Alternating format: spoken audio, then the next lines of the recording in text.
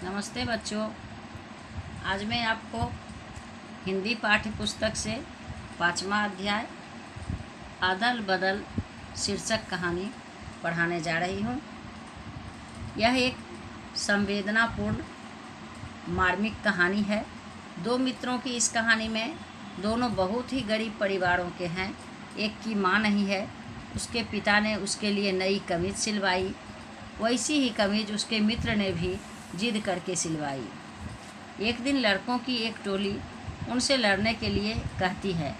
वे मना करते हैं, परंतु एक लड़का ज़बरदस्ती लड़ने लगता है।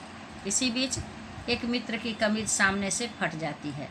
दोनों मित्र अपनी कमीज बदल लेते हैं। एक कहता है, मेरी माँ सिल देगी, तुम्हारी माँ नहीं है ना। आइए अब देखिए, इस कहानी को पढ़ते हैं और जानते हैं कि आगे क्या क्या होता है।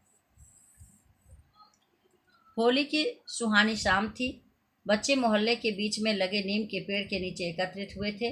वे एक दूसरे पर धूल उड़ा रहे थे और खेल रहे थे। इतने में अमृत और ईसब भी वहां पहुंचे। वे एक दूसरे के कंधे पर हाथ रखे थे। दोनों ही नई कमीज और निकर पहने थे, एक ही आकार के, एक ही नाप के और उसी दिन सिलाए हुए।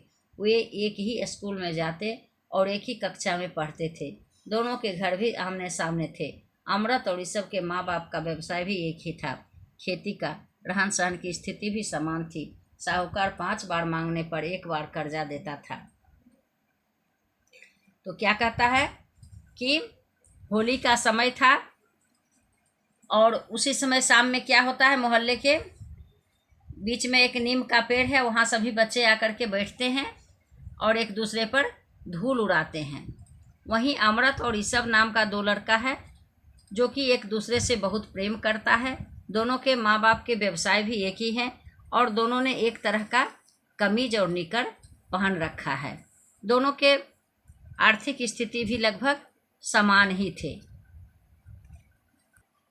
संक्षेप में इन दोनों दोस्तों के बीच यदि कोई अंतर था तो वह इतना ही कि अमृत की माँ थी, पिता थे और 3 भाई भी थे, लेकिन ईसब की माँ नहीं थी, भाई नहीं थे, केवल पिता थे। परिवार के सदस्यों में भिन्नता थी। क्या भिन्नता थी? तो अमृत के घर में क्या था, उसकी माँ भी थी, पिता भी थे, 3 भाई भी थे, लेकिन ईसब की माँ नहीं थी और न ही भाई थे, बल्कि उनके सिर्फ पिताजी थे। इन दोनों दोस्तों को एक ही प्रकार के कपड़ों में देखकर चबूतरे पर बैठे हुए 2-3 लड़के बोल उठे, अरे ओ अमृत ईसब, कहीं अदल बदल न हो जाना। लड़के जो हैं वो मजाक करते हैं कि देखो तुम दोनों अदल बदल ना हो जाओ। दूसरे लड़के को शरारत सूझी, भाई लड़कर तो दिखाओ, उसमें भी दोनों बराबर हो या कम और ज़्यादा। वहाँ पर बैठे दूसरे लड़के भी बोल उठे, हाँ हाँ अमृत ठीक तो है, ये सब देखें तो सही कौन जीतता है। पहला लड़का बोला, यह लड़ाई कोई गुस्से में तो हो नहीं रही, वैसे ही लड़ना है। ये सब ने अमृत की ओर देखा। अब सब बच्चे क्या करते हैं, ललकारते हैं दोनों को कि जरा लड़कर देखो कि दोनों शक्ति में एक दूसरे से कम ज़्यादा हो कि बराबर ही हो। तो क्या होता है, सब बहुत ललकारते हैं तो ये सब जो है सो अमृत की ओर देखता है। अमृत बोला, ना भाई ना, मेरी माँ मुझे मारेगी। अमृत क्या कहता है, मैं नहीं लड़ूंगा, मेरी माँ मुझे मारेगी। अमृत का भाई ठीक ही था। घर से निकलते समय माँ ने चेतावनी दी थी, देखो जिद करके नए कपड़े बनवाए हैं, अब कहीं उनको फाड़ा या गंदा किया तो फिर देख लेना। बात सही थी। ये सब ने कमीज और निकर सिलवाने के लिए दिए थे। यह सुनकर अमृत ने भी जिद की थी, ये सब जैसे कपड़े सिलवाओ तभी स्कूल जाऊंगा। माँ ने कहा था, बेटा ये सब तो खेती का काम करता है, इसलिए उसके कपड़े फट गए थे, लेकिन तेरे तो अब भी ठीक ही हैं। कहाँ ठीक हैं, यह देखो, कहकर अमृत ने कमीज के एक छेद में उंगली डालकर उसे और भी फाड़ डाला। तब माँ ने एक बात और कही, ये सब को उसके बाप ने कल ऊपर लटका कर कैसा मारा था। बेटे उसे तो मार भी खानी पड़ती है और नए कपड़े भी उसे ही मिलते हैं। अब अमृत की माँ जो है सो समझाती है उसको कि ये सब है काम करता है, उसका कपड़ा फट गया था इसलिए सिलवाया गया है, उसके पापा उसको ऊपर लटका के मारते हैं, कपड़े भी देते हैं। ये सब लेकिन अमृत ऐसी बातों से असल बात को भूलने वाला नहीं था। वह बोला, तो फिर मुझे भी बांध कर मारो, लेकिन मेरे लिए भी ये सब जैसे कपड़े तो सिलाने ही होंगे। अमृत क्या कहता है कि भले मुझे भी मार लो, लेकिन मैं कपड़ा उसी के जैसा लूँगा। तो कहो अपने पिताजी से। माँ ने जैसे अपने सिर से जिम्मेदारी उठाकर बाप पर डाल दी, लेकिन माँ नहीं मानेगी तो पिताजी कैसे मानेंगे। अमृत ने भी जिद नहीं छोड़ी, स्कूल नहीं गया, खाना नहीं खाया, रात को घर पर सोया तक नहीं। फिर माँ ने अपने पति को समझाकर नए कपड़े सिलवाने की अनुमति ले ली। अमृत को ईसब के पशुओं के बारे में से ढूंढ कर घर ले आई। इतना सब होने के बाद अमृत ईसब की तरह सज धज कर गाँव से तो निकल सकता था, लेकिन वह ऐसा काम कैसे कर सकता था जिससे उसके कपड़ों को कोई नुकसान हो। और फिर लड़ाई भी ईसब के साथ। पर इतने में उस टोली से एक शरारती लड़का आगे निकलकर सीधा अमृत के पास गया। जाते ही उसने अमृत के गले में हाथ डालकर कहा, तो फिर चल हम दोनों लड़ते हैं, और उसे खुली जगह में खींच ले गया। लेकिन अमृत लड़ना नहीं चाहता था, इसलिए वह उससे छूटने की कोशिश करने लगा। छोड़ दो, मुझे नहीं लड़ना। देख कालिया, मना कर रहा हूँ। इतने में तो कालिया ने उसे ज़मीन पर पटक दिया। यह देखकर टोली के लड़के खुश हो गए और चिल्लाने लगे, वाह वाह, अमृत हार गया, कालिया बहादुर है, जीत गया। यह देखते ही ईसब को गुस्सा आ गया। टोली की ओर जाते हुए कालिया को ललकार कर बोला, आजा मेरे सामने आजा। कालिया झिझक गया, पर दूसरे लड़के उसका जोश बढ़ाने लगे। फिर तो दो छोटे पहलवानों की कुश्ती शुरू। क्या होता है कि अमृत लड़ना नहीं चाहता है, फिर भी कालिया नाम का लड़का है, वह ज़बरदस्ती उसको खींच लेता है और अमृत को हरा देता है। सब चिल्लाने लगते हैं, कालिया बहादुर है, जीत गया। यह देख करके ईसब को गुस्सा आता है और वह कालिया को ललकार कर कहता है, आजा मेरे सामने। फिर कालिया झिझकता है, पर दूसरे लड़के उसका जोश बढ़ाने लगे और उसके बाद दोनों में कुश्ती शुरू हो गई। दोनों ऐसे लड़े कि नीचे गिरा हुआ कालिया फूट फूट कर रोने लगा।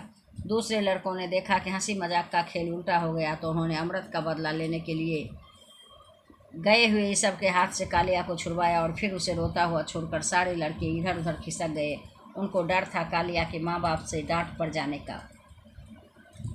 अब ईसब से जब कालिया की हार होती है तो वह रोने लगता है।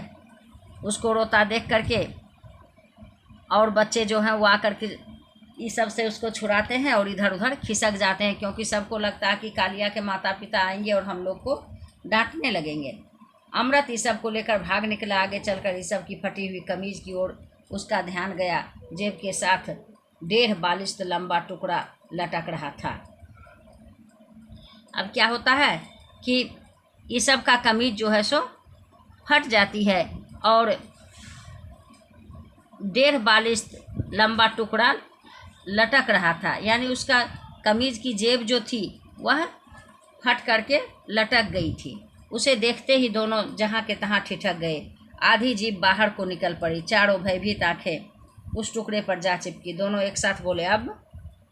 उस रोते हुए लड़के की आवाज़ सुनकर या और किसी कारण से ईसब के बाप ने घर से आवाज़ लगाई, अरे ओ ईसब, कहाँ गया रे? उधर ईसब के पिताजी जो है सो घर से आवाज़ लगा रहे हैं कि कहाँ गया। इधर दोनों लड़के भौचक हैं फटी हुई जेब को देख करके कि अब करें तो क्या करें।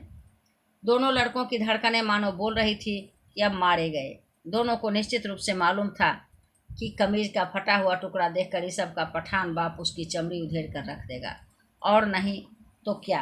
कितनी मिन्नतें करने के बाद दुकानदार ने कपड़ा उधार दिया था। घर की आर्थिक स्थिति ऐसी है कि बहुत आरजू मिन्नत के बाद दुकानदार उधार कपड़ा दिया था और ईसब का कमीज सिलाया गया था। वह कमीज आज फट गई है। फिर से आवाज़ सुनाई दी, अबे कौन रोता है, ईसब कहाँ गया? लड़कों को शक हो गया कि शायद वे उसी ओर आ जाएंगे। अचानक अमृत के दिमाग में बिजली दौड़ी। वह ईसब को एक तरफ ले गया, अरे आ तो सही। फिर 2 घरों के बीच की सकड़ी गली में जाकर अमृत अपनी कमीज निकालते हुए कहने लगा, निकाल, जल्दी निकाल, और यह ले मेरी कमीज पहन ले। ईसब तो भौचक्का रह गया। बोला, अरे तुम? मैं तेरी पहन लूँगा, अदल बदल कर लेते हैं, जल्दी कर, कोई देख लेगा। ईसब बटन खोलने लगा, लेकिन उलझन में पड़ गया। उसने पूछा, अदल बदल? लेकिन तेरे भी पिताजी तुझे मारे बिना नहीं छोड़ेंगे। अब अमृत जो है सो क्या करता है कि चाहता है कि ईसब का कमीज अदला बदली कर लें। ये सब कहता है कि नहीं, तुम्हारे पिताजी भी तुमको मारेंगे। देखिए आगे क्या होता है। अमृत इस सब की कमीज निकालने में मदद करने लगा और बोला, लेकिन मेरे तो माँ है ना। अब अमृत इस सब को कहता है कि पिताजी मारेंगे लेकिन मेरी तो माँ है। आज कहानी इतना तक ही, शेष भाग कल पढ़ाऊंगी। धन्यवाद।